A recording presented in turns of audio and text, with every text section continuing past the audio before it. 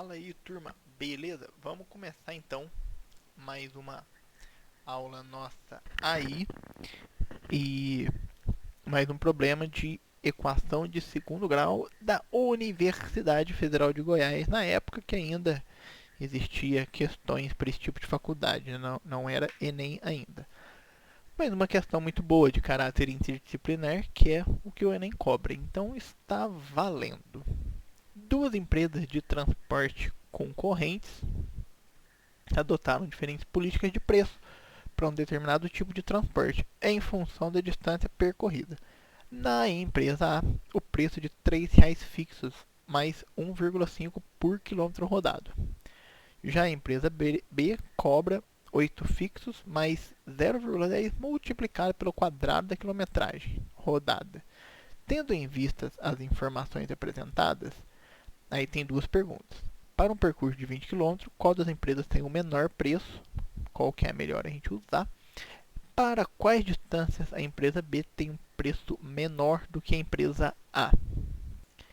Lembrando que ele deu todos os dados possíveis para que a gente possa achar qual que é a função de A e qual que é a função de B. Eu estou interessado então em A de x e em B de x. Antes de qualquer coisa, antes de eu tentar fazer a alternativa A, fazer a alternativa B, a gente vai precisar descobrir quem que é o A de x e quem que é o B de x. Então vamos analisar.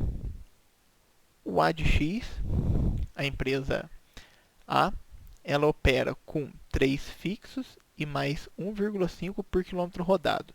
Como é que eu escrevo 3 fixos e 1,5 por quilômetro rodado? A gente pode entender da seguinte forma, turma. Ó, nós podemos entender que o x, nesse caso, ele representa o km, a quilometragem rodada, quantos quilômetros o carro rodou, e o A de x como preço, porque ó, duas empresas de transporte concorrentes adotaram diferentes políticas de preço. Então, o x seria o quilômetro e o A de x, tudo isso daqui seria o preço. Da mesma forma que a empresa B. B de x é o preço e o x em B é o km. Então a gente tem uma função que representa o preço por quilômetro. O preço em função da quilometragem. O preço em função da quilometragem. Se os R$ 3,00 são fixos, ele não depende de nada. A pessoa foi lá na empresa A, teve que pagar os R$ 3,00 fixos. Chegou aqui e pagou R$ 3,00. E mais 1,5 por quilômetro rodado. Como é que a gente representa 1,5 por quilômetro? Mais 1,5 por quilômetro vezes x. Tá vendo? A empresa B, ela cobra 8 fixo, mais 0,10 multiplicado pelo quadrado da quilometragem. Toda vez que tem uma sentença, tem uma frase na matemática, tenta ler do fim para o começo. Ó. Quilometragem quadrado multiplicado por 0,10. Tá vendo? Ó?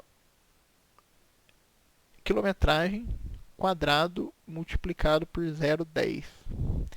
Eu vejo muita gente se confundindo um pouco nesse tipo de situação.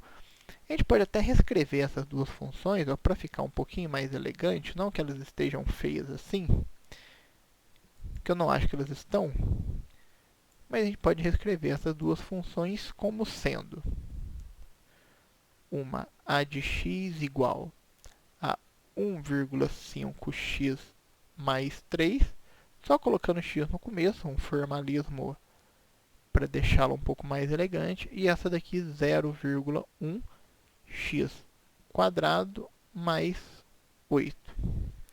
Ó, esses aqui são os nossos dois modelos de função, então, que a gente conseguiu montar baseado nas informações que o exercício nos deu. Agora vamos ver o que pede a letra A. A letra A fala, para um percurso de 20 km, qual das empresas tem o menor preço? Ó, ele deu a quilometragem e pergunta o preço. Gabriel, o que ele deu? Ele deu a quilometragem e pergunta o preço. Se ele deu a quilometragem, ele deu o x. É esse que é o segredo da função, galera. Você olhar para o problema, saber onde que você vai enfiar aquela informação. Aqui, no caso, foi no X. Se eu tivesse que arriscar uma coisa que o universidade mais erra em função, é detectar o que o exercício está perguntando. Se você tem que substituir na variável x ou se você tem que substituir na variável y. É uma das coisas que os estudantes mais erram. Então, eu preciso achar o a. Nesse caso, eu preciso achar o a de 20 e o b de 20 também. Então, vamos começar com a de 20. Onde tem x, eu coloco 20. Então, fica 1,5 vezes 20, porque onde tinha x, eu coloquei 20, mais 3. Pô, fazer essa conta aqui.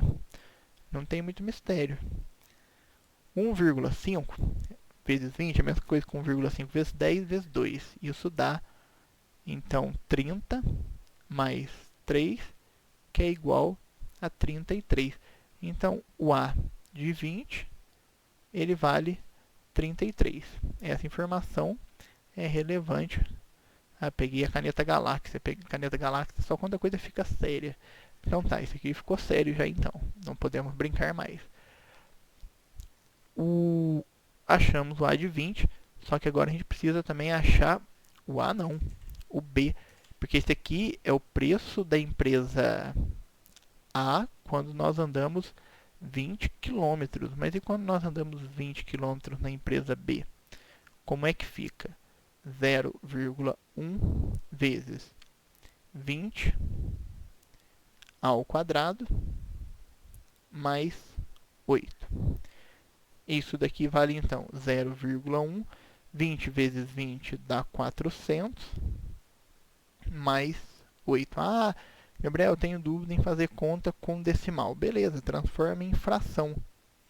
Eu faço isso até hoje, galera. E para mim é a forma mais fácil para não errar de forma alguma conta com vírgula.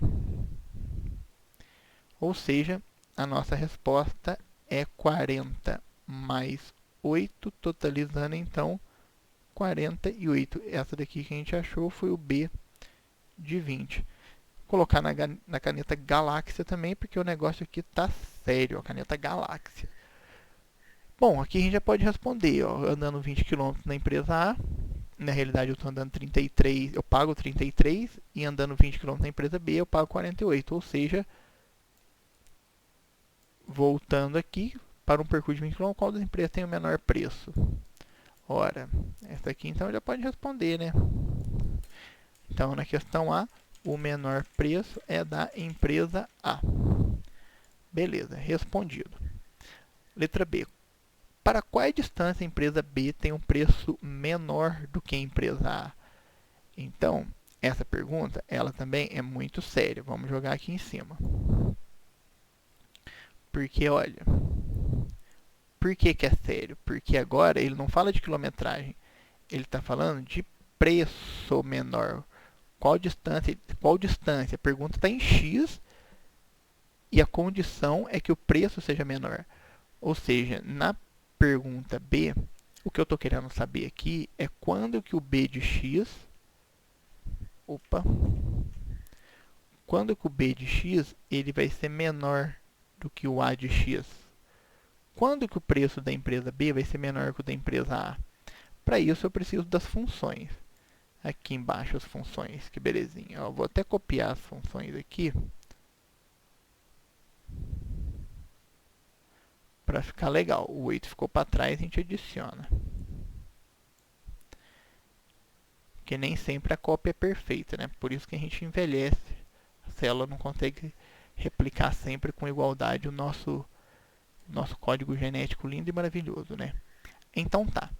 O B de x, então, vou colocar aqui em cima. Eu estou interessado em saber quanto que 0,1x² mais 8 vai ser menor do que 1,5x mais 3. Uma inequação de segundo grau. Gabriel, como que resolve inequação de segundo grau? Deixa sempre zero de um lado, galera. Não tem erro. já falei isso para vocês. Ó, esse número é positivo, vem para cá negativo. Esse número é positivo, vem para cá negativo. Então a gente vai ficar com 0,1x² menos 1,5x mais 8 menos 3 menor do que zero. Aí, ó, agora a gente só tem que arrumar isso daqui para ficar do jeito que a gente quer. Ficar legal e fácil de manipular. 8 menos 3 mais 5 menor que zero. Outra dica. Tem dois números que são decimais aqui. Por que eu não faço isso aqui, ó? Multiplicar toda a sentença por 10 para arrancar fora o decimal. Tentem não trabalhar com decimal, turma. Nem fração e decimal. É lógico, tem momentos que não vai ter jeito. Aí vai ter que trabalhar. Mas, pô, se tiver como... Ó, 5 não, 50. Se tiver como se livrar do decimal, olha aqui que maravilha que fica. Muito mais fácil para resolver. Inclusive, aqui dava para resolver por soma e produto, não é? Ó, dois números que somados dão 15 e multiplicados dão 50. Ó, não precisa nem de delta. Dá para saber que a raiz 1 ela vale 10 e a raiz 2 ela vale 5. Gabriel, como é que você sabe? Dois números que somados dá 15, 10 mais 5 e multiplicados dá 50. 10 vezes 5, 50. Lembrando que para quem esqueceu da formulinha do soma e produto, ó, colocar ela aqui do lado. Eu tenho que procurar dois números que R1 mais R2, que eu estou chamando de raiz 1 e raiz 2, ela dá menos B sobre A, e dois números que, multiplicado, R1 vezes R2, ele dá C sobre A. É por isso que quando A vale 1 e o B já é negativo, e eu não tenho nenhum tipo de decimal ou fração, soma e produto casa muito bem. Mas, sinceramente, apesar de eu estar usando soma e produto, geralmente eu prefiro o determinante. A formulinha convencional de delta, porque é mais difícil errar usando essas fórmulas. Bom, se eu descobrir isso daqui, agora a gente precisa desenhar o gráfico para entender o que significa. Eu obtive duas raízes reais e distintas, 5 e 10. Eu preciso saber a concavidade. A concavidade é para cima ou a concavidade é para baixo? Isso eu pego vendo o A. O A é positivo, então a concavidade da parábola ela é para cima. Se a concavidade é para cima, esses valores todos aqui que estão acima do eixo y, eles são todos positivos. Olha que alegria, está todo mundo feliz sendo positivo aqui. Eu sou um positivo, estou positivo. E no meio da função, a galera toda é negativa. E de novo, o que eu estou interessado em saber? Cola aqui comigo, cameraman. Eu estou interessado em saber os valores que são menores do que zero. Então, o que eu quero é essa barriga aqui, ó, dessa turminha que é menor do que zero. Então, o conjunto solução meu para esse problema é de tal forma que x é real, tal que o x está entre 5 e 10. Eu estou dando a resposta aqui, mas eu até esqueci da pergunta. Qual que é a pergunta? Para qual distância a empresa B tem um preço menor do que a empresa A? É isso aqui, ó. Para a distância entre 5 km e 10 km, maior que 5 e menor que 10. Lembrando que o 5 e o 10, propriamente dizendo, eles não entram. Então, é lógico que escrever isso daqui não estaria errado, mas se fosse uma questão aberta, seria mais interessante você literalmente textualizar a sua resposta, que seria a quilometragem mais barata para a empresa B serão entre os km 5 e 10. Aí complementa a sua resposta, fica muito melhor. Beleza, turma? É isso daí. Se fosse para eu classificar um exercício como esse Se fosse nível do Enem, eu diria que ele é um nível médio. É porque no Enem também não teria duas perguntas dessa forma aqui, né? Se fosse tudo em uma pergunta só, acredito que seria médio também. Muito complicado isso daqui ser difícil, porque não envolve tantas mudanças de conceitos. Bom, turma, então fica assim, valeu e até a próxima.